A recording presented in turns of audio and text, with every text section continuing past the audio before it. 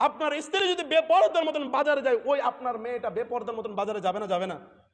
আপনি মুসলিম ঘরে জন্মগ্রহণ করেছেন, আপনার মেয়েকে শিষ্টাচার শিখাতে হবে আপনাকে, আপনার স্ত্রীকে শিষ্টাচার শিখাতে হবে আপনাকে।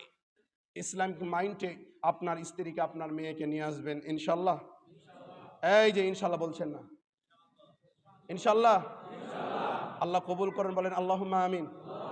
আমরা যেন সবাই ইমানের সাথে চলতে পারি, বলেন আল্লাহুম্মা আমিন।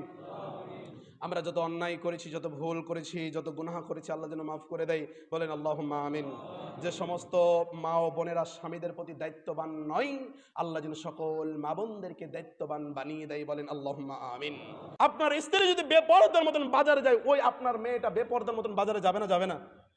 আপনি মুসলিম ঘরে জন্মগ্রহণ করেছেন, আপনার মেয়েকে শিষ্টাচার শিখাতে হবে আপনাকে, আপনার স্ত্রীকে শিষ্টাচার শিখাতে হবে আপনাকে। ইসলামিক মাইন্ডে আপনার স্ত্রীকে, আপনার মেয়েকে নিয়ে আসবেন ইনশাল্লাহ। এই যে ইনশাল্লাহ বলছেন না, ইনশাল্লাহ। আল্লাহ কবুল করেন, বলেন আল্লাহুম্মা আমিন। আমরা যেন সবাই ইমানের সাথে চলতে পারি, বলেন আল্লাহুম্মা আমিন।